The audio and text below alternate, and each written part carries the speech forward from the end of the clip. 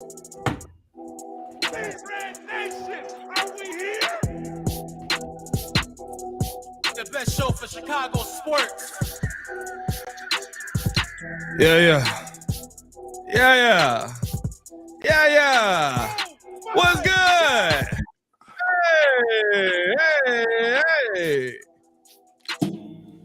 Hey, yo. Vibes. Big vibes. Let's get it. What's good?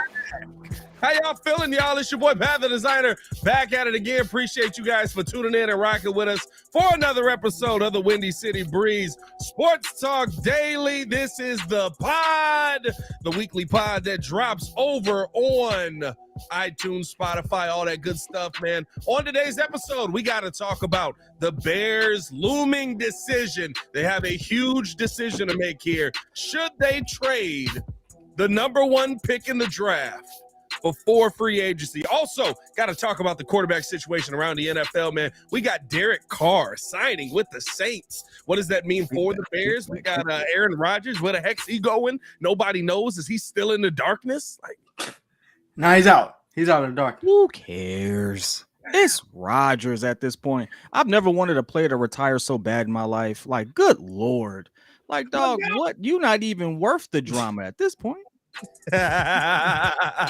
Appreciate you guys for showing love as you always do, man. Hit that like button, subscribe to the page. Let me get them Bear Dons in the chat. Y'all already know how we do, man. It's your boy Pat the Designer, joined by the pettiest man alive. Also joined by the man, the myth, the legend, formerly known as Ringo J, Mr. Stefan Adon in the building. What's good? How y'all feeling, boys? I'm good. Ready to get down to this Bears talk. You know, this is my favorite time of year. So yeah, the draft is usually where Ringo thrives because Ringo's the only one that's watched all these dudes all year. How do you do? Is Weezy baby snitching? So I got it, Tucker. No John Morant in that joint. Hey, listen, I want to go hot off the press real quick. Wow. I want to go hot off the press real quick. Hey, don't Aaron Rodgers remind you of like Malaya? Jesus Christ, that's what we're going here? That's how we doing this? It's like you're a little late to the game, but all of a sudden here goes the OnlyFans. Like, no one wants it anymore.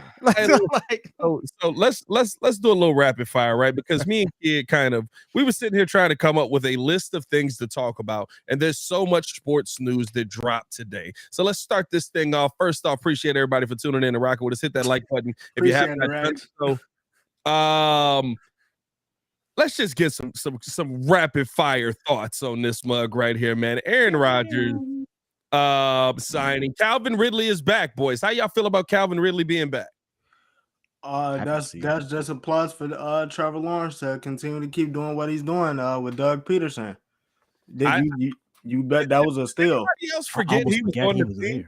Hey, bro, you know what I mean? Like, he was there, bro. It was pretty impressive, man. We also have to break down the Colts. The Colts is very impactful to what the Chicago Bears could do, could change the market up a little bit. But just some quick thoughts as well from you guys. They kind of thought about, or the squad and in the chat have kind of heard my thoughts on what we saw at the combine. But how'd you guys feel about those boys slinging at the combine? What we saw this weekend with some of these draft prospects. This is Ringo's time to shine. I'm gonna let him do it. Basically, well, I kind of alluded to this yesterday. So I'm pretty much looking at it. I got the draft order right here. So pretty much just to get this out of the way, I told you when you had brought this up that about the Bears potentially going down to 9. Yeah, I can see them doing it after the performance that Anthony Richardson had, because if you look at it, yesterday, well, at the combine, two people impressed me: Anthony Richardson, and then you turn around, you come back with Anthony Richardson. CJ Stroud is actually way better. He threw way better than what I thought he was gonna do. But the key prospect to watch at the quarterback position, because it's such a heavy quarterback draft, and that's what we're talking about at the top with these teams, is going to be Anthony Richardson. They got him going as high as 4, or also down to 9, because you got Carolina sitting there. So it just depends on, I feel like, kind of what he does with the pro day, which is, to me, the reason why I feel like the Bears, I feel like, should kind of hold off until everybody officially has their pro day quarterback wise, I feel like, because you don't know what's gonna happen. Case in point, the outside linebacker Ojabi from Michigan was slated to go really high last year. Winds up getting hurt at the pro day. He wasn't slated to go to the Ravens. Drops down. Now the Ravens get a steal on their defense. So that's kind of something that you don't want to happen, especially kind of with some of the offensive tackles going down at the combine as well. But again, if you look at where the Colts are slated, that they're slated at 4, that looks like a pretty interesting project for them. What do they do? Do they keep Michael? Do they keep Michael Pittman? Do they keep DeForest Buckner, or do you just scrap that whole thing and say, yo, we're gonna build with you, and then this is what it's gonna be, or do you let him sit down there at 9? Now the thing with Stroud is you got him going at 2, or you can also turn around and have him go as far as, because you don't know what Vegas is gonna do. You don't know really what Atlanta's gonna do. We still don't even know about Lamar. Lamar is a big thing. Do they hit him with the exclusive? Do they hit him with the non-exclusive? But for me, I feel like you especially have to wait, because I feel like Anthony Richardson really is the key to this whole thing. Ran a better combine than Cam Newton and Tim Tebow. Basically broke all the measurables that you thought he would at the combine. Now holds all the records for the QB. So I would totally wait if I'm the Bears and see what everybody else does. I have to wait for the pro day if I'm Twin now. And I think this is what brings us to the question, right? Should they trade the pick before free agency starts? What are some of the pros and cons of that? And I mean, let's get into that, right? Because I think that this is the opportunity where you have to ask yourself, are you trying to go with what's known versus what could be? And the reports that are on the table right now with what the Chicago Bears have is that Ryan Poles has already talked with multiple teams. I believe the articles that he had with Peter King this morning said 3 teams. Heck of an article, by the way. Shout out to Peter King writing some great articles. I'm not even an article guy. Like, I'm gonna be honest with y'all. I'm a skimmer, right? Like y'all know, like I go in depth with Bulls stuff. With some of this stuff, bro, I'd be like, I don't want to read too deep, because a lot of these articles now just be people's opinions and they're not just giving me the facts. So I read the facts that I need out of the article, and then I formulate my opinion off of that. Peter King actually wrote a heck of an article, man. I gotta shout out to him. He's like rich and famous for doing this already. You know what I mean? But it doesn't matter. You're just giving him credit for stuff he already does. Like he's already done it. But no. But Ryan Poles already knows that he can go out there right now and get a deal that includes a 2024 first-round pick and a 2025 first-round pick. I think that plays into the decision-making you're trying to make. You can't go out there and get a 2026 as of yet, I believe, until after March 15th, I believe is the date, when that would become possible for the Bears to go out there and get all 3. And I think that, for me, when I'm looking at the situation, and even with what Rich Eisen is saying, right? Rich Eisen is saying that these deals are already being hammered out. He's saying that he was hearing rumors that not only do the Bears have trade packages in place that teams are preparing and getting the compensation together for, but they're far down the road with the process of talking through this. So this seems like it's something that Ryan Poles could be trying to get together, but is it more beneficial to take the bird in the hand versus possibly having, because you don't know what you're going to get, the 2 in the bush, and having these conversations now, like Ringo was talking about, after Anthony Richardson coming out having such a huge pro day? I think you try to get what you can now. You solidify what you can now, simply because, like you said, you have no idea what you're going to be able to get later, if I'm understanding your question correctly. And on top of that, this pro day and this combine, to me, just hurts our trade packages, if you ask me, because now that number 1 pick for teams that we all projected really needed a QB and needed to move up, especially Texans, Colts, Panthers. Now it seems like there's more talent in this draft than we initially thought. You know, Anthony Richardson was not even considered a top 10 prospect. All of a sudden, he's the only QB that you hear them talking about at 6'4", they have him listed as 231 at the combine. I think they had him online, but I think at the combine he ranked 244. Yeah, he's 6'4.5", 244, ran a 4.4. I mean, stud.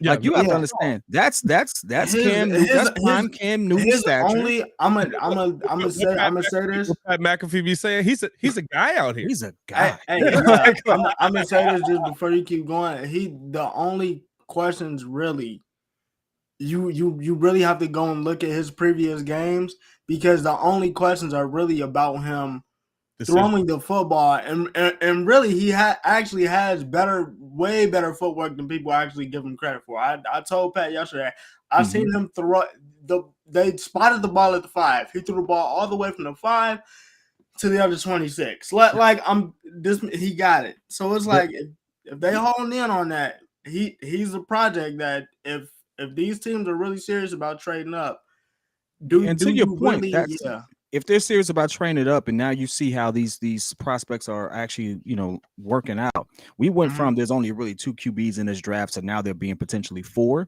The way that they're talking, CJ Stroud has blown people away in his stature. Bryce Young, as much as they like they only talk about him was how small he is, but he's gotten a little bigger, but he still ranks at 5'10". There's some legendary QBs at that height. The other thing that I would love to, just acknowledge is, like you said, he's a project, but just looking back at his tape, looking at the team, he didn't have talent to throw to.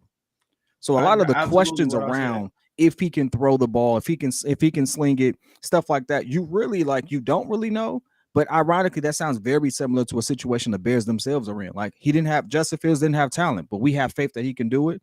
So it's like, hey, if I'm a team and I'm committed to a project anyway, which, if you're dealing with like the Bears, it's a project. We like Justin, but it's still a project. You have no idea what you're going to get next season. You just think that it's going to trend up, and you hope and you pray it does.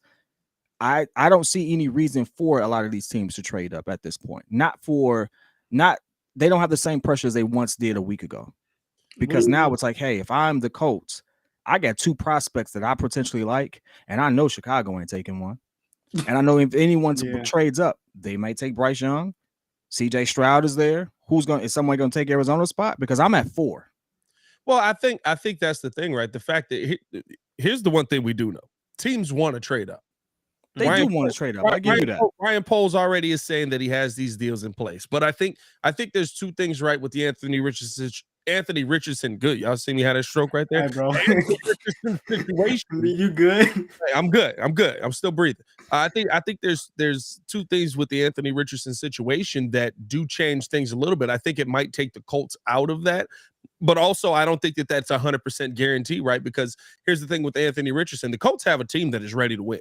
You just got to put a quarterback back there that's going to be ready to win. They have wide receivers. They have the running back. They have the offensive line. They have the defensive line. They have the DBs. They have the linebackers. They are a quarterback away from taking that next step. And so to me, when I look at what the Colts are trying to do, I don't know if Anthony Richardson is a realistic target for them, for the reason that we said, right? He's a project. Now, at the end of the day, could he possibly be the best quarterback taken off the board in this draft? I think he has the ability to. I think he has the tools to. But I'm going to say this. A lot of dudes look good when there's not somebody trying to kill you on the other side. And I love the pro day that he had. I love the combine that he put together. I think that when the moment was big, he stepped up. He got his stock up. A big applause to him for that. But there's no one trying to kill you when you're making all of these throws. And that's what it comes down to a lot in the NFL. I don't know, right? Like the leadership things and all of that. That's all the other stuff that always comes into it, right? What was he like as a leader in college? How was he running the offenses? How was he picking up, all the different schemes and stuff like that? How was he at picking up defenses? And I'm going to be real with you. I watched no Florida this year. I haven't run through. They weren't a good team. In tape. You know what I mean? They weren't a good team to watch. It wasn't. He had no one to throw to. Literally, no man. That's what I was literally. I was telling Pat. There was a lot of passes he threw that they either had it in the grasp of their hands and it just like went right through and just like went straight to the DB. It's like crazy stuff, but you can't deny the tape. The only reason why I don't see him going at 4 is exactly what Pat mentioned. The Colts have everything together. Yeah. And I'm gonna go back to something that he also said earlier. This draft is very much either we're gonna take what we're gonna take what's there, close our eyes, and hope we get some, or we're gonna go with what we know. And the Colts really don't have the same pressure on them that they had. And if they do stay at 4, you put CJ in there. I know for a fact CJ's gonna produce because now CJ's got the line, now CJ's got the receivers, now CJ's got the running back, and I guarantee you for sure that's something that they're that they're looking at. So it's definitely tough. The funny thing about it is, and this is something that I was talking to Pat about, something that ironically Pat McAfee had mentioned on his show. Chris Ballard being connected with the Colts and things of that nature had already mentioned that he didn't think that they may not have to trade up. And to me, the only team that I really thought would trade up would be the Colts. I thought the Colts would trade up because they wanted to beat out the Texans or maybe something like that. But other than that, I didn't really see the Panthers maybe. But I mean, I would see the Panthers being really desperate to do it. But like of the teams that we were saying trade back to 2, trade back to 4, I really just don't see it. Like it doesn't make sense to me considering what their needs are and how much capital that they would have to give up.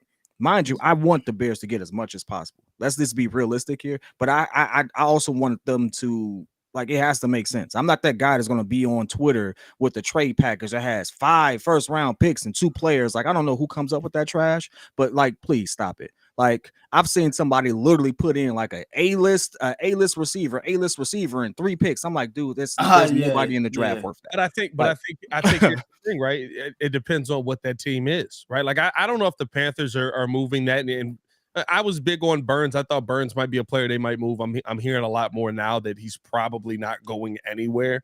But right, like we're also hearing about teams that are further down in the draft that are possibly looking to move up. You know what I mean? Teams that haven't even come up. And I think there's 2 things you have to take into account. The time we're in now where the pressure's not on. You can kind of, okay, this is what we want, but we don't have to go out here and get everything right now. Maybe we're not going to risk this. Maybe we're not, right? But that's why I love the game that Ryan Poles is playing here. Oh, we got three teams that are already putting packages together, trying to play up. You think Ryan Poles isn't the one telling Rich Eisen? We got rumors flying around all weekend. You think Ryan Poles isn't the one that's telling Rich Eisen? Yeah, man, we dang near got these deals done out here. You know what I mean? This pick is as good as gold, baby. You know what I mean? I got the teams.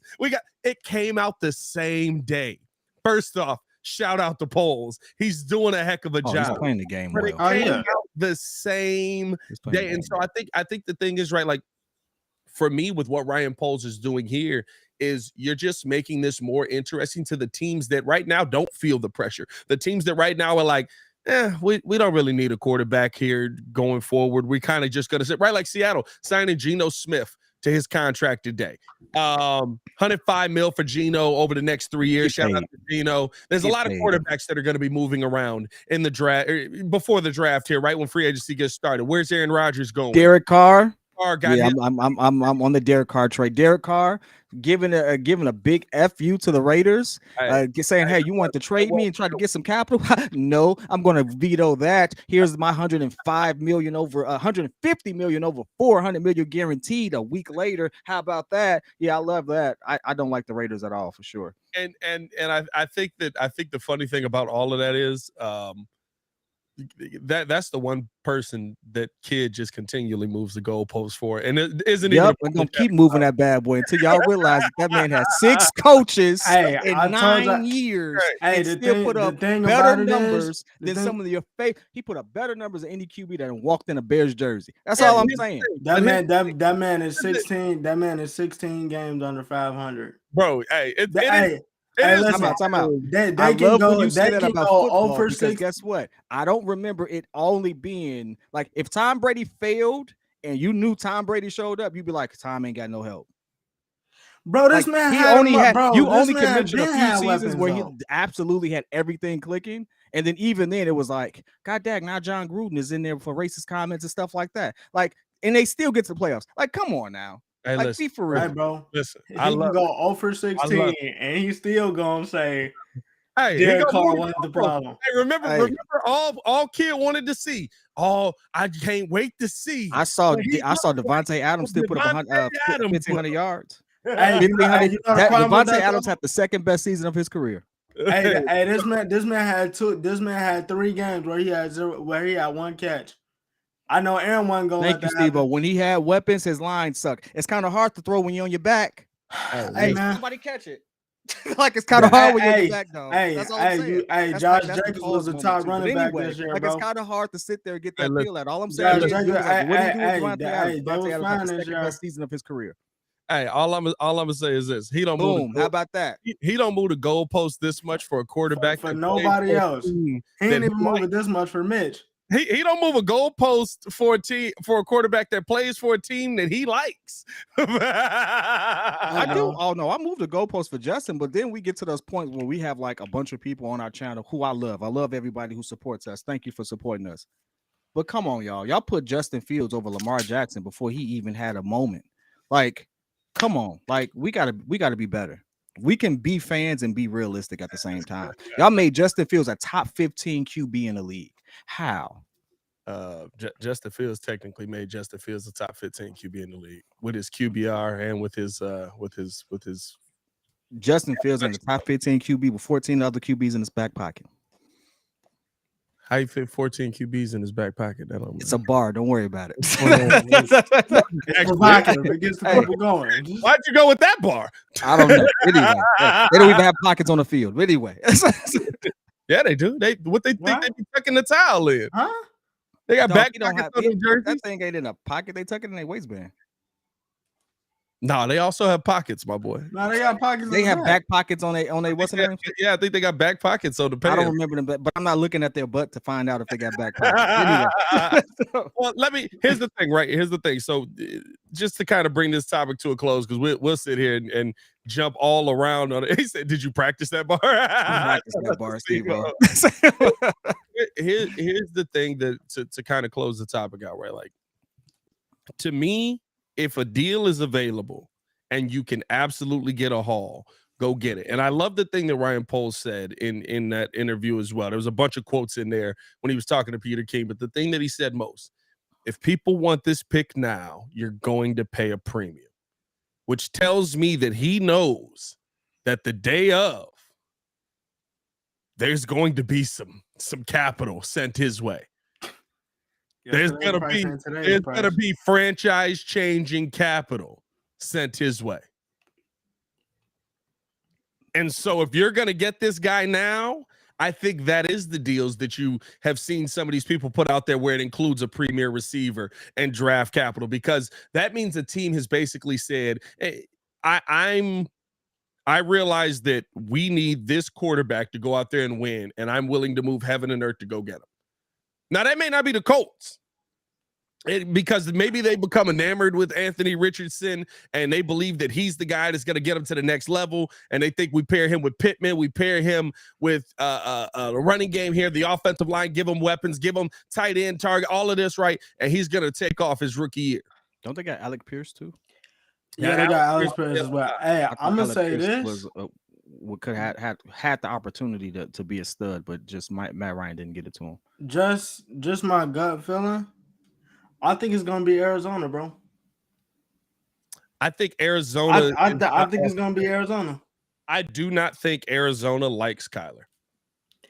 No. They do not think Arizona has any desire. I was just saying that for the Jalen Carter thing, but if I can get D-Hop and then still go down to 3 to get Will Anderson, and then the Colts can still get Bryce. Yeah, I've won that day. What you mean by that? I got a huh?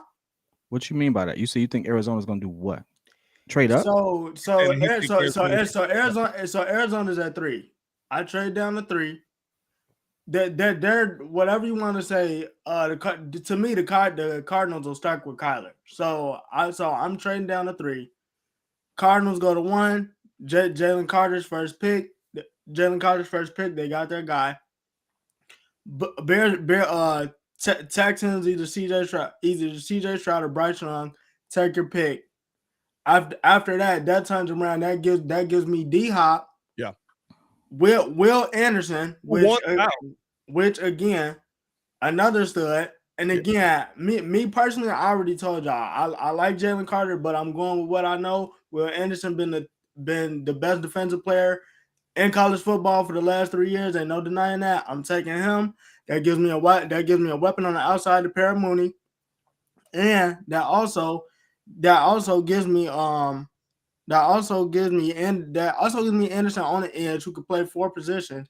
And then after that, I can go get some of these other free agents that I also been talking about with this money that I got now. So I think the question, and that's absolutely don't see that, dog, and that's no disrespect to. Because we talking about it. I absolutely there's no reason for them to trade at 3. Like, there's no reason for them to.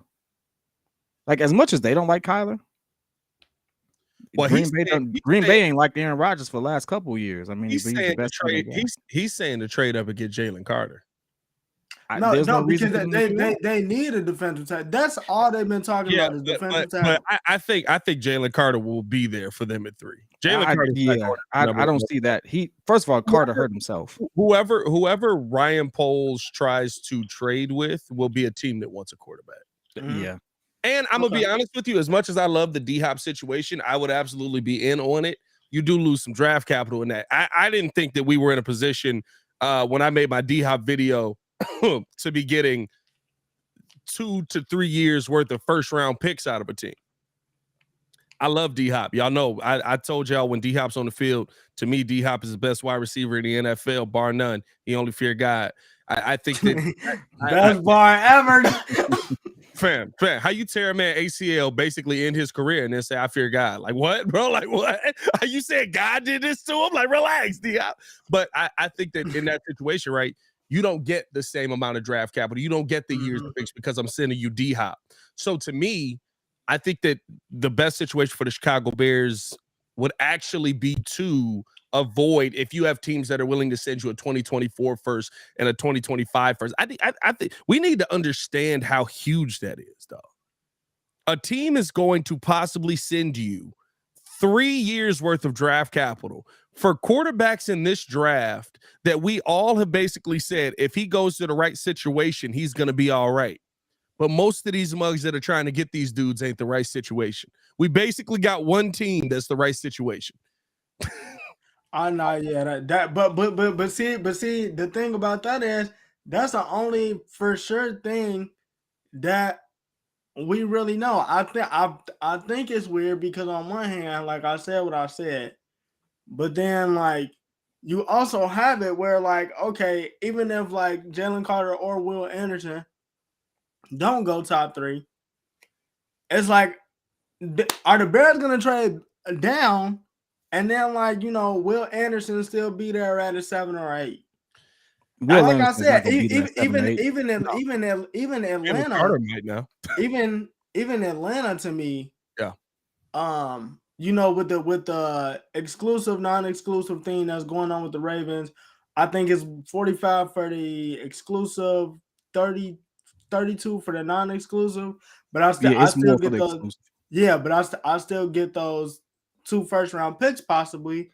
If you the Ravens, do you take that? That changes up the dynamic as well. So it's still a lot you got to think about. But I think Poles can get all. Let me ask you this: what are the cons of the Bears making this trade? Now we've talked about a lot of the pros, right? You got the bird in the hand versus 2 in the bush. What are the things that scare you about the Bears making this trade now versus making this trade post free agency? Let me just do one thing before I address that, because I don't want to reach back too far, if you don't mind. I think we also have to look at who's picking 5th and who's picking 6th. And the Seahawks have the 5th pick because they got Denver's pick, but they just signed Geno, so they're not looking for. No, they don't need a quarterback.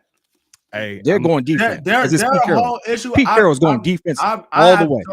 I've told he might go get a receiver. He might go get a receiver. No, he got receivers. He got two receivers. I'm telling y'all this right now. Do not think that they are hitching their wagon 110% to Geno Smith. It is why it is a 3-year, $105 million deal.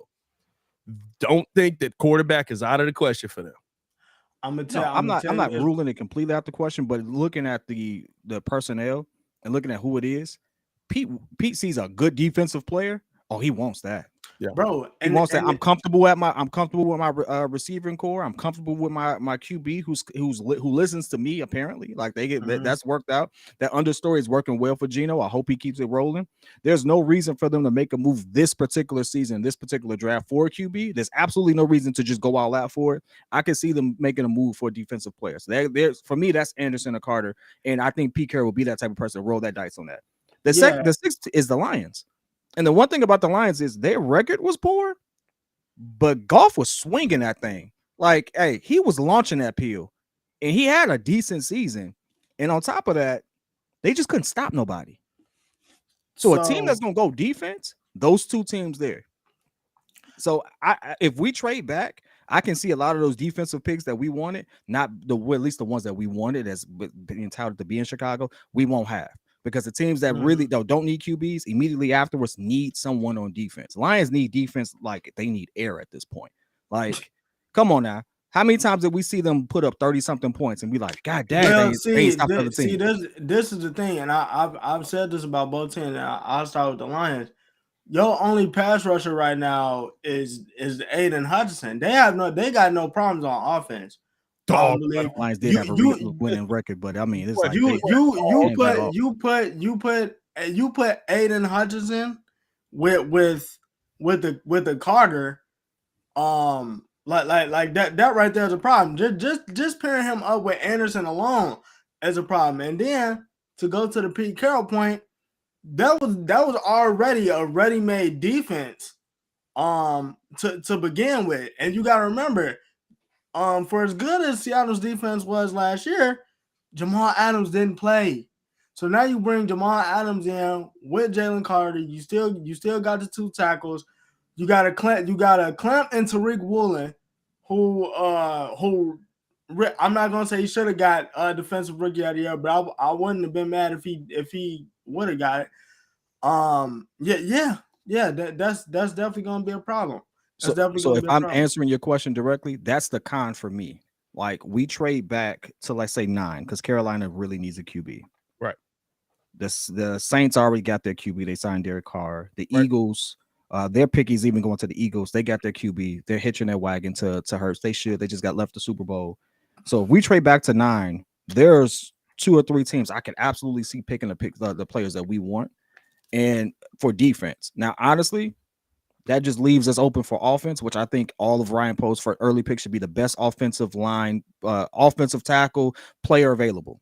I think all of that should be the case. But I mean, for some odd reason, I only got one draft to go off of. The man picked defense first. Well, I think it worked out. The thing is, right, I don't want him to reach.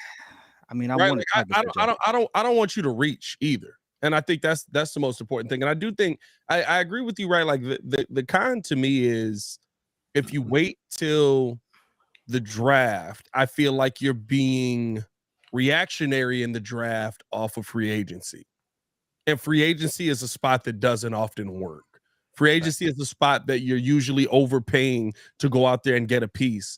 Right. We saw the news today that Orlando Brown will not be franchise tagged by the Kansas City Chiefs, which essentially puts him on the market. Now, the Chiefs are trying to work out a contract with him. I don't know if they're going to outpay the Bears, right? Like, they don't want to franchise tag him because they want the long-term piece. I think Ryan Poles, I don't know if he has that relationship with him. And, I mean, he just won the championship there. It's tough to go from winning the championship to coming to a team and saying, hey, let's go win 8 games. You know what I mean? Like, that's a tough drop-off. Kind of hard to be like, hey, dog. You got a heck of a sale job to do right here. But I got the next GOAT versus I got this really good prospect. What you know want? what I mean? Yeah. Hey, we just been in the AFC Championship game the last 3 years. What is this? I mean, dog, that's a hard sale. That's a hard sell. It's a hard sell. But I'll tell you this. overpaying by 10, 15, 20 million dollars usually sells it. But I think that Ask Tariq Hill. hey, you know what I mean? No, he wanted to go there. I ain't gonna lie to you. I don't know why he wanted to go there, but he wanted to go there. That man got that bag and no income tax. What you talking about? No income tax, and it don't get cold. Hey, dog, you mean to tell me I get to be in shorts all day? And no And cap. you ain't gonna tax me out the behind? Hey, no cap. I think Lamar put the call in and was like, bro, I'm not finna be in Baltimore. I think Lamar put the call in 2 years ago and was like, they not finna keep me here, bro. Just go down there, wait for me for a year, see what Tua on. And I'm gonna be honest with you, Miami's a team that you could keep an eye on. They can't go into next season thinking that Tua is the answer at quarterback long term. For Tua's own life, the sacks that he took. I think they gotta switch up the staff though. Now, well, the wild part is right. Like the thing that he's doing now is I believe he's taking Taekwondo or he's taking Karate, one or the other, to try and figure out how to fall. Because what I will say is when he was getting sacked, dog, like he was just letting his body just like, well, they got me, whip. I was like, what the heck is that, bro? So I think that plays a part into it as well. But I think you also have to, if you're Ryan Poles, you have to come into this situation. And I think that's a real rumor. I think that if you're going to make the trade before free agency, you put yourself in a better position going into free agency to say, okay, I have this pick, this pick, this pick, this pick. I know that these guys are going to be here. I like these guys at this position. I like these guys at this position. And then I can go into now free agency saying, these are the positions we're going to get here. I'm going to sign you. I'm going to sign you. I want to sign you. I want to sign you. I want to make these things happen for me. I think it makes you less reactionary. I think you're too reactionary going into the draft because you might not have gotten things in free agency that you thought you would be able to go get in the draft, but now you have a completely different position. I got to put this up there, Pat, because this is a really big year for a lot of reasons. Because if Poles doesn't go out there, you're resetting your entire franchise. If Poles goes out there and is a little too conservative and we don't get the results and Justin doesn't have the pieces around to make the leap, we're going to be looking real bad. Real bad. And it's gonna be a very interesting. So we're gonna look like the Giants. I just want to throw that in there because Ringo's here. We're gonna look like the Giants. We made the without playoffs, Saquon. Baby. Hold up. But here's the thing: Are we upset if we look like the Giants record wise at the end of next year? I'm not expecting the Bears to come out of next season with 11 wins. I'm going to be upset because of the schedule is, of course, but I'm not expecting the Bears to come out of next season with 11 wins. What I'm hoping, and we still playing the third place schedule. And I'm gonna be honest with you, right? What I'm hoping for is not that you go out in free agency this year and you find these guys that are going to be the best player on your team for the next 10 years. Mm-hmm. Your goal in free agency this year is to find solid veteran pieces that can add experience to this team, that can add an understanding. They just know how to do their job, go out and get the job done. What Ryan Poles is setting up is how I want the Bears to be built. Because you want to know what? Every time we sit there and we like, man, Pat Mahomes just lost another weapon. Who's he going to go to? Somebody else pop up. Pat Mahomes was throwing to Travis Kelce and a bunch of twos this year and a rookie. Well, I mean, when you got the greatest tight end of all time, it's kind of hard to just like. I don't know about the greatest tight end of all time. I mean, he's definitely top three. It's pretty hard. It's pretty freaking close, dog. I ain't gonna lie. It's pretty hard to refute, bro. I can't even. Hey, when I looked at them stats, I was like, yeah, he probably three. Hey, seven straight 1,000-yard seasons and working on an eighth is. He definitely over Shannon, which is wild. He ain't over Tony Gonzalez. Well, Tony could be one, but I mean, to be number two. How many rings Tony got? None. No, Tony got a ring. Tony got a ring? I don't know. Tony spent a lot of time with Phillip Rivers. Tony ain't got no ring. Hey, if he would no kill Phil, he ain't got no ring. Wow. A lot of time with Phillip Rivers. Hey, all I'm saying is this: Tony caught just as many of those passes as Field threw them picks. That's all I'm saying. Well, Grant Hey, got Tony, 3, you right? should have moved to the left. Tony Gonzalez, bro. Hey, listen. Nah, He this- Them numbers is Hey, ridiculous. he might not have a ring, bro, but 111 receiving touchdowns is insane, bro. How many Kelsey got? Kelsey Uh, like the 90s, ain't it? I gotta look it up. Kelsey is close with rings. I'm trying to see. I don't think he ever did because he was on Atlanta and he was on. Nah, Javier said that he don't got one. He couldn't have got a ring. He got 15,127 yards and 111 receiving touchdowns. Most career receiving yards for a tight end. He also has the most receptions for a tight end. Wait, you said how many Tony got touchdowns? Tony has none. Oh, I mean Tony touchdowns. He has 111. So Yeah, Travis got Kelsey's 72. still playing, and Travis got 72. He got This says 70. 72, but he got 72 with how Oh many? yeah, with the 18. Well, because there's 18 in the postseason. Because is Hey, it taking into account postseason? Oh, you know All I'm what? saying is- You know all I'm what? saying Hey, is- Chi-Town is right. I'm thinking of Antonio Gates that was with Rivers. Tony was with who? Tony was with the Nah, Falcons. Tony was with the Chiefs. Actually, Tony was with the Chiefs. Nah, too. Tony was with the Chiefs, and then he went to What are Atlanta. the Chiefs doing out here finding all these goddamn tight ends? With all that being said, I'm just saying though, like I can have a bunch of number 2s when I got like an all-time great that's just for some odd reason always wide open. I don't even know what route he be running half the time. It beat a hinge. He run his route and be like, "I'm gonna just do it beat a hinge, bro. Bro, I will say that I spend literally every single Kansas City Chiefs game just like, hey, bro, why y'all What is he not running? covering him? Bro, it's the hitch and the double every time with a Bro, I'm not basketball gonna box lie. out. I know you're supposed to only spy the QB. Hey, you might need to spy the tight end in this one, bro. I'm not gonna lie to you, bro. I sit there game after game. When I watch Chief games, my new favorite thing to do, I developed this season, is just watch Travis. Because you know a lot of tight ends, right? Like it's like he got to go up to get it. He got to jump up. He got to make the play over me. Bro, Travis just be open. I just be sitting there watching him go. I just be like, what is he? Bro, How did you?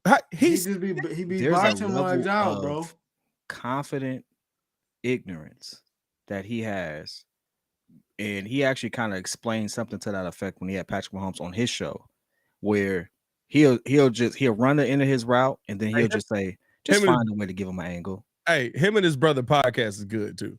Yeah. Good. Him and his brother Real podcast good. is real good. He's just find a way to give him an angle. It's like if I could give him an angle, he'll get it to me. And it's like that synergy right there. Yeah, man. Now when he retires, because I mean Travis is a lot older than Patrick as far as playing years. It's gonna be a question because it's like who he gonna be throwing to now? Nah, We got a lot of bread. But moving on from that, I mean it's good that I'm glad that we're even. How about this, fans? We're in the situation to talk about who are we gonna get. Am I not mistaken? What year was Travis drafted? Travis was drafted in like 12, wasn't Hey, hey, bro. They went from No, Travis is 3-4 years before Patrick.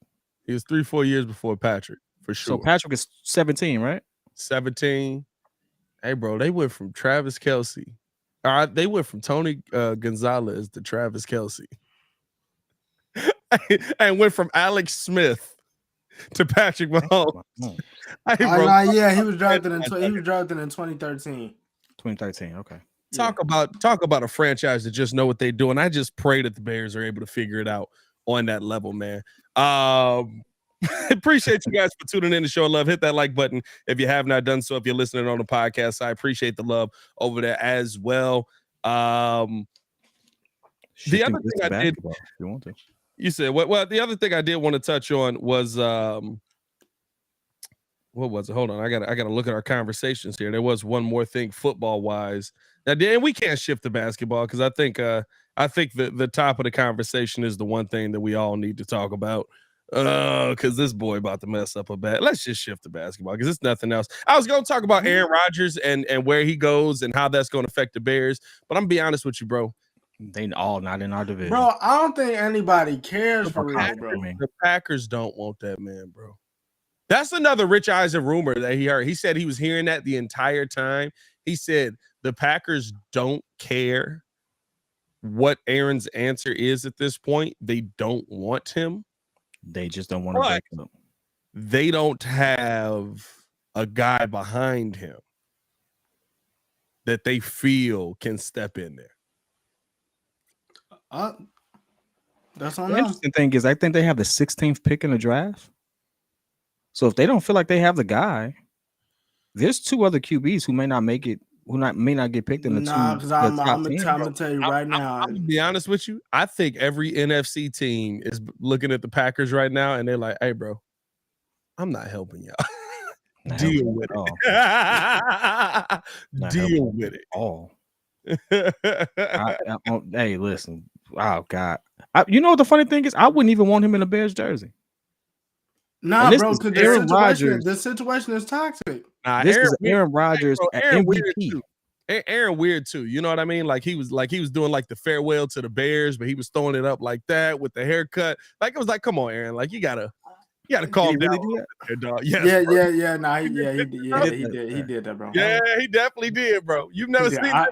I can confess. Yo, that was in the chat. Like I think the day after the game, and I was like, yeah. I was like, makes sense.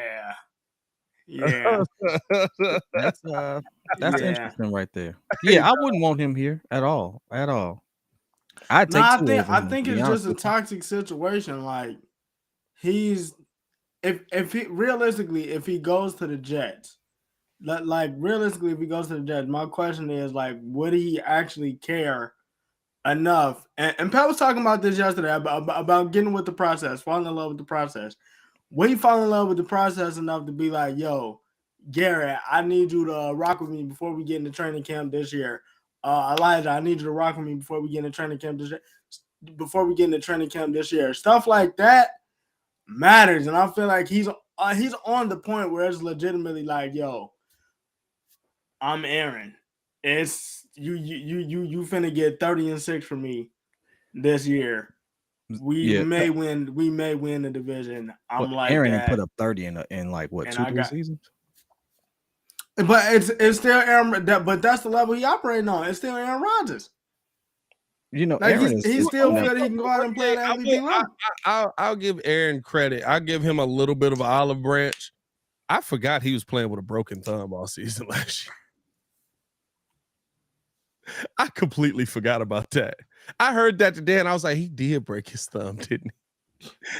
This man was still out there. I'll tell you what, if he broke his thumb and still threw 26 tutties with 3,600 yards, hey, shout out to you, my G. Hey, you got it. About that, bro. Hey, he had one of the best bars. You the man. Hey, look, all I'm saying is you can't rock this haircut and hold that hand. That's the Luther law. Bro, that's tough.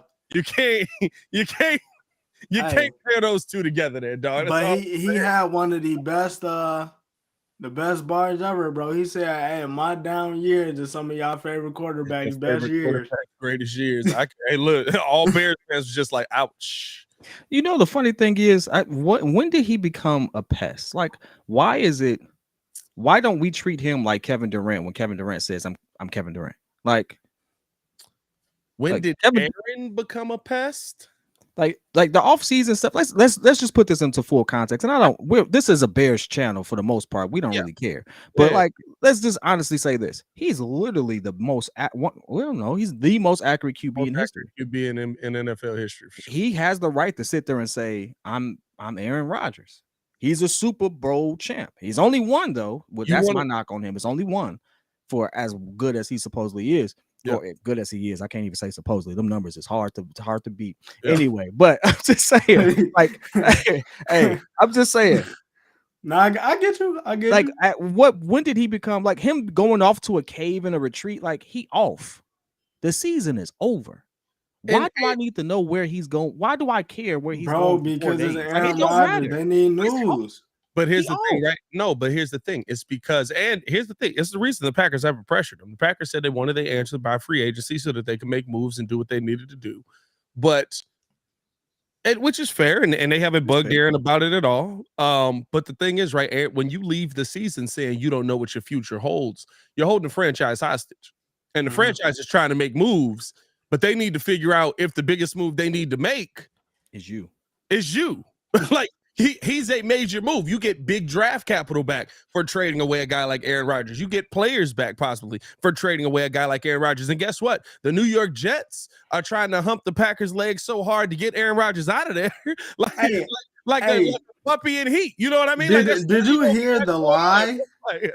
Did you hear the absolute cap that they told Derek Carr though when he met with them? Nah, they was so thirsty for a QB that I ain't gonna say thirsty, but they legit told this man, they was like, yeah, man, we really feel like you could be a Hall of Fame quarterback with the Jets if you sign here, but y'all was on Aaron. So it was like, dog. I actually respect, this is what I got from Rich Eisen. I respect what I like the way he presented it. I don't know if that happened, but I respect it. It's Aaron Rodgers. As much as I like to sit there and stir the pot and compare him to other people, in all actuality, I respect Aaron Rodgers as one of the greatest QBs have ever thrown a football. We have no choice. He done beat us our entire life. Like, since I've been alive, it's either been Brett Favre or Aaron Rodgers beating us. So I mean, it just is what it is. He's 22-5. It's weird how much of a mirror their careers have become. For sure. It's so weird. Yeah. So like, I respect the Jets saying, hey, listen, we want you, but we also are in the running for Aaron Rodgers. And Derek Carr, being a businessman, made a move. He signed with the Saints. But like the fact that they were just upfront, I like that. They didn't string him along. I respect that organization for that. There's a lot of stuff you could say about the Jets, but I think how they handled that situation is cool. I hope it works out for him because Zach Wilson ain't it. I just like when organizations do good business, because you hear so many stories of people getting done dirty. I just like organizations be on the up and up. I think the thing is with Rodgers is he's very pivotal in what this offseason is going to be for the Bears. He's very pivotal in how the Bears are going to be able to go out here, or what teams the Bears are going to be out there essentially trading with, right? Because depending on some of the teams that could possibly want Aaron Rodgers, you could be talking about having a guy in the building that is Pat frozen. Is it just me? Am I froze on the screen? Yeah, Pat froze. Me? Okay, yeah. I got it. I can hear you, but you definitely your mouth was wide open. Close your mouth, dog. You look like Ayo. Hold on, let's see. You look like Ayo, bro. Hey, bro, it didn't even come back either. We got him. We got him. Hey, drop off and come back in if you need to. I guess he already did it. Interestingly enough, I see some people in like, hey, get off Rodgers. I mean, it is what it is. We have to respect greatness as a great player or whatever. I mean, it is what it is. I want that saga to be done, but we're gonna keep it moving because one, Chicago sports, talking how Chicago talks. We ain't finna sit here and give Aaron Rodgers all these flowers so far. Like, hey, we're gonna keep it pushing, my G. So I appreciate you all tuning in. Again, hit that like button, man. Like, share, subscribe. We appreciate all that. We're gonna move into some NBA talk. Hey, man. Good. What's up with your boy Job, bro? Hey, man. I was talking about it with my brother, bro. I really hope that he takes this situation into account, because now it's really on him to do better as a player. It was said today, Shams reported this today, that they had a players only meeting, and he was telling them like, yo, we're down bad on the road right now. I think their record's like 12-20, and Steven Adams was the vet in the locker room and basically said like, yo, we need to stop going out, and he was basically hinting at Ja. But I think that the biggest thing for me is that right now I feel like he needs like people. Somebody got to sit him down, and he got to get actual people in his corner, because I don't really know what's going on with that. Because one thing I can say that the NBA will do that the NFL doesn't is that they're definitely going to, if you're portraying a certain image and keep doing that, I feel like for some reason out of this he's going to be scapegoated, in my opinion. So it's like Scapegoated. not like no. You can't be scapegoated the stuff you did, my G. Hold on. I mean, not scapegoated, but I'm saying like in terms Blackballed, of like future, in terms of like future things he's up for, like if he's up for like MVP, blackball. In terms of like MVP and other things like that, it's like, okay, we should put you in the conversation, or we should give you this, but you did this, so it's gonna be now you got to sit with that. Like you gonna have to eat that. So it's just like I'm gonna give you something. Case in point. This is gonna fly over a lot of people's heads, but I was really big on this. One, I was a LeBron fan. I am a LeBron fan, but Carmelo Anthony had a better rookie season. They got to the playoffs. Me and you talk about this all the time. Carmelo should have won Rookie of the Year. Do you know why? One of the reasons why Carmelo wasn't even considered for it. Because he's the only player to win Player of the Week or Western Player of the month, whatever that award was. Western Conference Rookie and Player of the Month, and not win it. His image. Yeah. That was around the same time he got the Warner Brother tattoo on the shoulder. He was doing he was doing the AI thing. You remember the league didn't like AI for a while. He was just too good. He's just too much of a cultural icon for the predominant community that supports or plays in the NBA. Yeah. But the NBA didn't like that image. Yeah. And here comes Melo doing the same thing. Versus LeBron, same stature, team first oriented, no tattoos. I can market him well. That's why he won. Now that's no mark on LeBron. LeBron has a great career. He's one of the best. He's on Mount Rushmore, whatever. But he didn't deserve Rookie of the Year. The NBA will absolutely give Ja Morant the Carmelo Anthony treatment. Carmelo Anthony was blackballed and couldn't get on another team practically toward the end of his prime.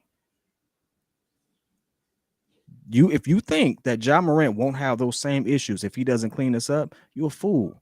As Stephen A. mentioned today, the NBA knows everything. They know who you're talking to. They know who you with. They know who you. They know. He said they know who you messing with. They know everything. If you think that they're not sitting there investigating you right now after making you the face of their organization, you're a fool. If you think Nike isn't doing it, you're a fool. Now, granted, the biggest thing is, why does he feel the need to? I don't understand feeling the need to sit there and be, I don't want to say tough.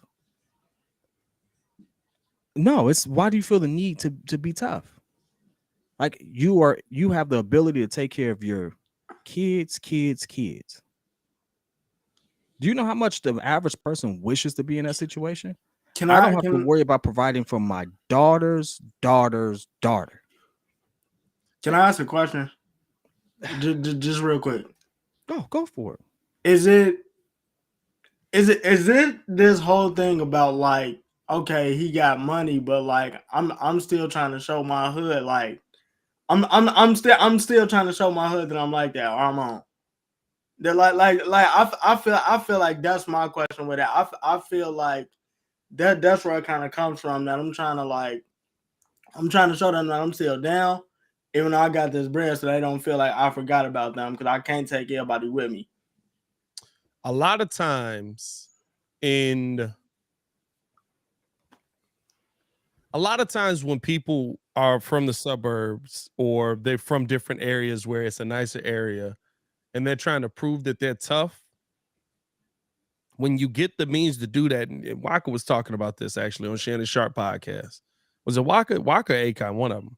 He was talking about this on Shannon Sharp's podcast. Waka. And he said that when you get the money to become the character that you have always said you were, you can build that character out. You can create that life.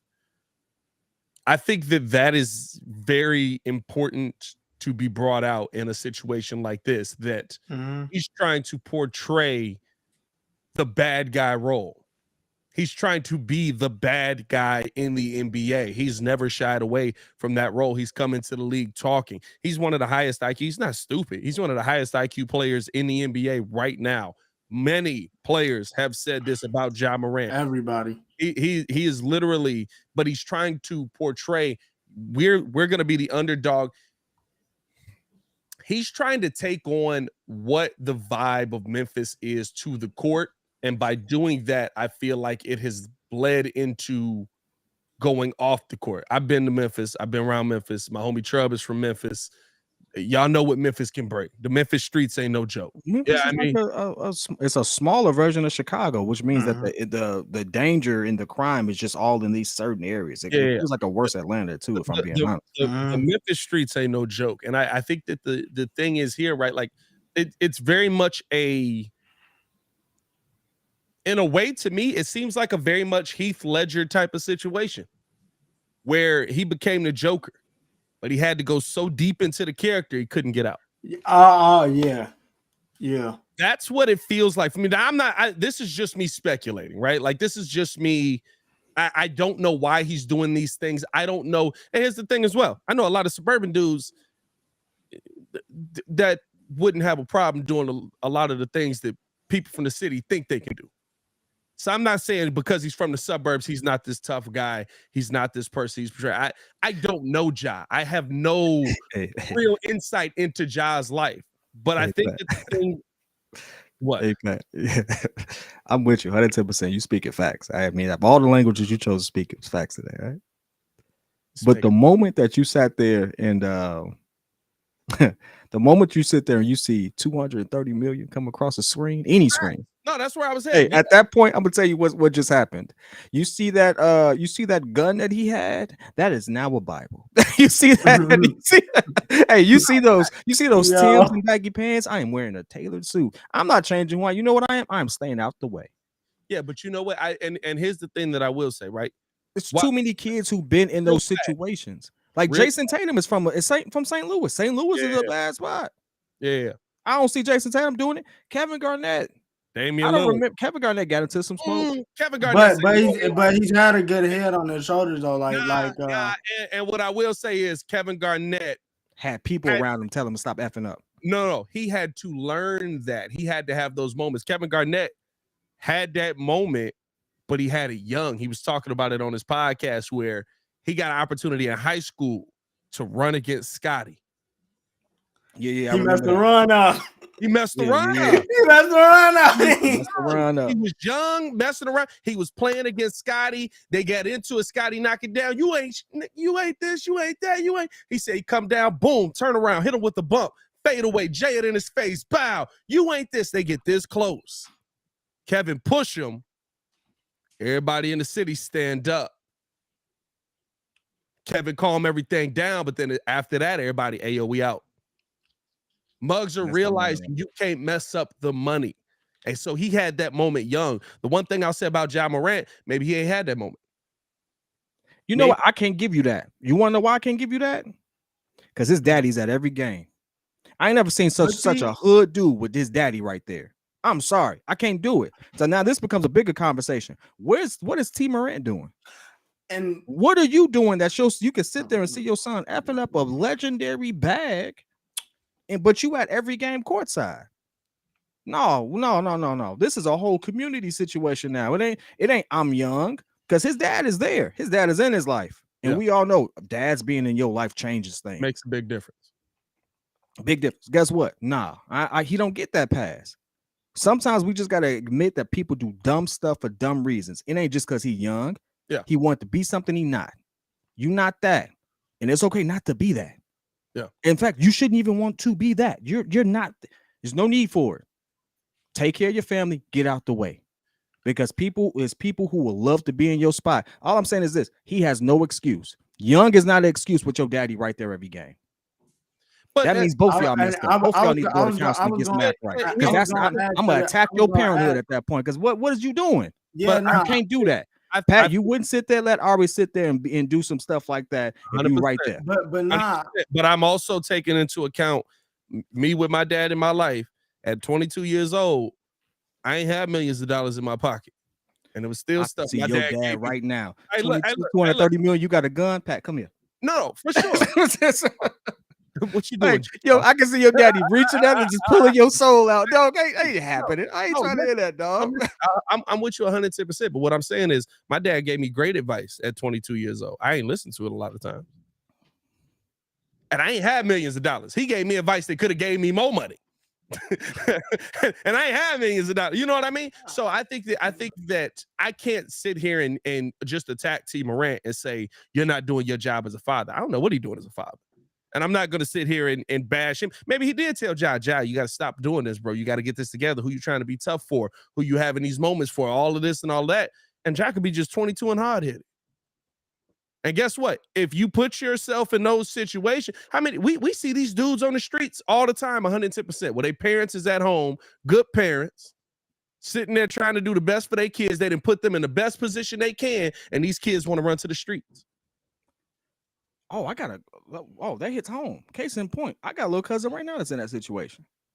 They never came from the street, ran to it. But here's the thing. Poverty still breeds that I can get it on my own, or I got to go do. The best that someone can provide for you sometimes isn't enough. Ja Morant is not in that situation. So a lot of the things that will make someone want to go do it, or feel the pressure to go do it, just doesn't exist in this situation. And I understand that we can sit there and say, well, just because you have the money doesn't mean that you have the intelligence or that you're not ignorant, that he's not. I get all of that. The problem is you are literally living out your dream. And you are intelligent enough to understand that the stuff that you're doing has consequences. What if at this point you completely messed up the bed because you want to be something that you never was? Yep. So at this point, I'm going to full on attack it, because guess what? Even if T. Morant is saying, hey, you shouldn't be doing that, well, maybe you need to stop sitting there on the sideline of these games with those $5,000 seats and being that boy behind when that game is over, and take him home with you. Because now he ain't just messing up his bag, he's messing up y'all whole family legacy. Yeah. That's a big deal. It's a lot of weight to carry, but that's a big freaking deal. I love that's over $100 million after tax. I ain't trying to hear that. But here's the thing, right? I love how Jalen Rose said it. And listen, when we get in that situation, hopefully we do get in that situation. Jalen Rose, daddy abandoned him. But I love what Jalen Rose said though. When you get money like that, you go from being a member of the family to being the leader of the family. And so that is a lot of weight for you to have to take on at 22. That is a lot of weight. And I think that a lot of times these mugs, I don't think the NBA has what the NFL has either. I don't think the NBA has hey, we're going to help you understand how to navigate your life after going from being 18 and broke to being a millionaire. They do. Nah, I'm not going to say that because Jason Tatum. Jason was talking about like, I do that. I take my money out of my pocket and do. No, Stephen A. Smith was saying that. Was it Michael Wilbon was saying that? He said that Jalen Rose takes his own money out of his own pocket to go out there and teach these mugs and educate these mugs. I don't think the NBA has that program set up for these mugs, bro. I think they have like the financial literacy program. They have that for sure. But I don't think they have the, hey, this is the life you need to be doing. Like the NFL be like, they got I see the regimen. Hey, the NFL one is real. They be like, it's legit. They got a whole schedule. You be like, wait a minute. That's because the NFL had murderers walking through that door. That's different. I mean, come on, dog. Let's be real. And Hall of Famers, though. Yeah. And I was gonna say, even with the NBA thing too, right? Like the financial literacy, like some of them is still smart because Jason Tatum already said like he has not spent a lick of the money that he earned. Every dollar he spends is like his endorsement money. Yeah. And I think like his mom take care of the rest of his fund. Or at least it's advising him a little bit. Yeah. So it's like, and it is that. It's about having. I ain't worried about how he spend his money.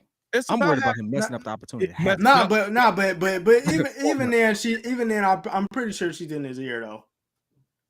No, but I think the thing is, at the end of the day, with the whole Ja Morant situation, I don't want to sit here and just be like, because I really do think it's a. Remember when everybody was counting Ja out and Ja came out and put on for the city really came out and had his back. I think that he tried to take on too much of that.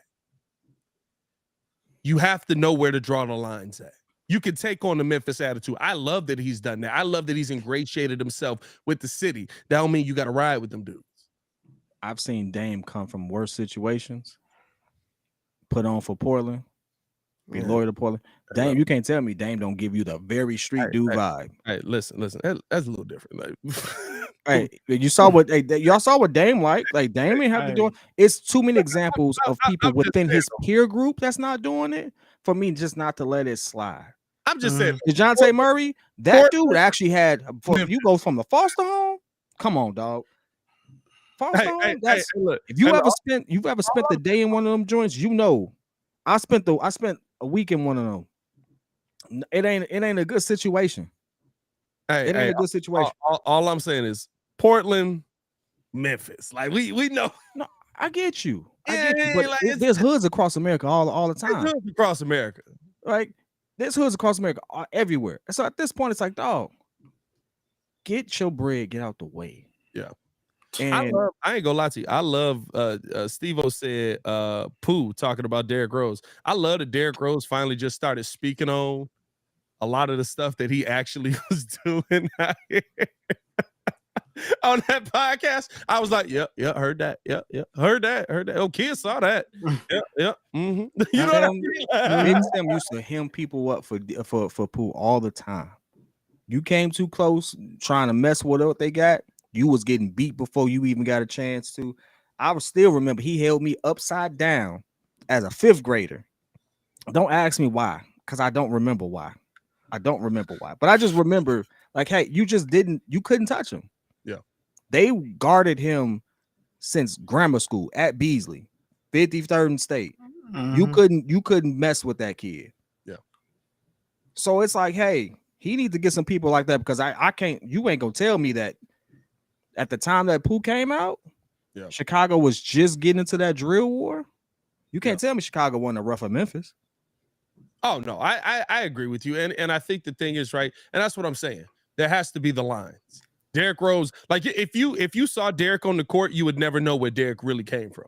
You would never know that Derrick was really about it, because he knew how to separate it. And I think that's the thing that John Morant has to figure out. And I hope he gets the help he deserves, or that I hope he gets the help that he needs. He said he's taking the time away from the game to go out there and get, some help. He's taking the time away from the game to go out there and be able to get his mind right and stuff like that. I hope that he does. I really do, because I'm gonna be honest with you, it doesn't change the fact that on the court, he's probably my favorite player in the NBA. He's him. He's an amazing athlete. He's an amazing basketball player, but I've seen a lot of amazing basketball players mess up their life, mess up the bag, trying to be tough, trying to be down. And they didn't make it this far. I've seen dudes that was supposed to be in the league. Hey, dog, you really put it into perspective. Them dudes that you looked at and you was like, if he don't make the league, he can't do nothing else. Man, put it into real perspective. He ain't been in the league that long. Yeah. He's supposed to be next up. Yeah. He ain't even really there. They just threw the money at him. I'm not saying he don't deserve it, but let's be real. He ain't that guy yet. Yeah. It's something there. But I mean, again, we can sit there and I'm praying for the Morant family. Hey, facts. I still want Stephen A to have the same energy for Morant, John Morant having posting guns and stuff like that and perpetuating a negative black stereotype versus Kyrie sitting there that saying hey dog, hey, I just want to say this. I want Nike to sit there and be like, we're gonna investigate this. I want the 5 checklists and stuff like that. No, I don't want that. I'm just saying, keep the same energy with your report. All Kyrie said was go read up on something, and he got dropped. Y'all didn't. I don't care how old he is. It's stupid. Y'all didn't see what Stephen A said? Stephen A was going in on Ja. He said pretty much what you said. You about to F up your money. You about to F up your family. You about to F up. Like, he was going in on Ja. He was not holding back, bro. Stephen A was going in. Michael Wilbon was going in. Hey, listen, bro. Look, his tone was a lot different. Nike's tone is a lot different. That's the one I'm tripping on, kid. Nike's tone is crazy. So it's okay for somebody to sit there and be like almost perpetuate that they're gonna shoot people. This is what I'll say about with Stephen A. And Stephen A said this he said this a lot actually on podcasts and different things like that. He already know, but he can't say what he know. So he got to say it in a way that's very like, hey, bro, you might not know this information that I know, but I'm telling you, they finna get you out of there. And they trying everything they can to get you out of there. Mm-hmm. And you need to try and clean this up. And to be honest with you, as crazy as he was coming and talking about Kyrie at times, that sentiment was absolutely shared by everybody in that building the second he got out of there, which I didn't like either. I was like, why you ain't just say it to Kyrie face? Like, what are we doing out here? But the second Kyrie got out of there, all you heard was, I just like having players that's on the court. It's like, what? That wasn't what you said in the interview when you had Kyrie. That wasn't what y'all was saying when y'all was trying to get Kyrie on the court. What, you know what I mean? Ownership said when they said they weren't going to let him play. Yeah, I mean, I don't know. I really thought Jack was talking about like Ben a Simmons, fool. who ain't been on the court yet. Ben Simmons got a different injury every week. My man's back hurt this week. My man got a cold last week. I mean, he might got a migraine next week. I don't know. Hey, his giggly gland messing up, bro. It's messing up. Bro, Ben killed me, bro, because them somebody swiped their hand back, didn't hit him. I think they caught like the tip of his nose. That man just checked himself out the game and went to the locker room and didn't come back. I was like, what is happening? That dude. Hey, bro, that might be the greatest fall off of all time, bro. You want to talk about a fall off? That might be the greatest fall off of all time. That's the word. Ben Simmons is having a worse fall off than Derrick Rose post 2 knee surgeries. Hey, D Rose is still giving you 17 in New York that D first Rose time. Is he still making 40-something million this year? Yes. Yes. Dang. That ain't changed. Yeah. Hey, man, we appreciate you guys for tuning in and rocking with us for this week's podcast, man. Hit that like button, subscribe to the page. If you're listening on the podcast side, hit the 5 stars. Let us know how you guys feel about any of the topics that we had today talking about. Of course, the Bears' big decision that they have to make, Ryan Poles and all of that. And then going into the Morant situation. Hey, what am I doing wrong? What?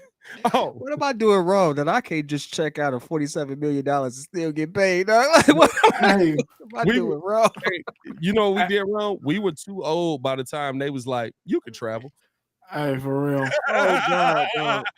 Hey, Steve-O said you got to be on to fall off. I thought that was funny. Hey, listen, I could pump fake it and pretend like I got game for a good year. Give me a bag. Like, what's happening? Hey, we got 5 minutes. I just need we got 5 minutes for you. Hey, bro, I just need a 10-day. Let me get a 10-day. Let me take the money you was gonna pay Ben Simmons on a 10-day. I'm good. I promise you, I'm good. Whole year, be the best water boy you ever had. Change your whole year. Let me just get Marco's spot. Can I get Marco's spot? You want the bench, he's the highest you want the bench, but Billy board. don't know you on the bench. That's kind of tough. You know what I mean? That's the job I'm trying to have. Billy Donovan don't even know I'm on the team, bro. Hey, I'm just trying to pass you a towel when you get on the bench. Most people in the Windy City Bulls get paid $50,000 to $70,000 a year. Marco down there hooping $1.3 million. You're getting a whole ain't even fair. I'm not gonna lie to you, and we gotta get out of here. But I'm not gonna lie to you. I'm sorry. If we move on from Billy Donovan and then whoever the next coach is actually starts playing Marco and Marco can actually play, I'm gonna just sit there and I'm gonna be like, what happened? Marco put up 26 and 21 yesterday. Like, you can't give me 8 and 10? Like, you can't give me 8 and 8 off of the bench, bro. Like, you can't give me what Andre Drummond's giving me. Hey, bro, you can't give me 8 and 8, bro. I'm not asking for the world here. In the words of Kanye, I guess we'll never know. I guess. Hey, as always, man, your boy Pat the Designer back at it again, joined by the pettiest man alive, Mr. P Kid, and the man, the myth, the legend, formerly known as Ringo J. Stefan Adon. Y'all stay safe out there, Chicago. We'll see y'all on the next one.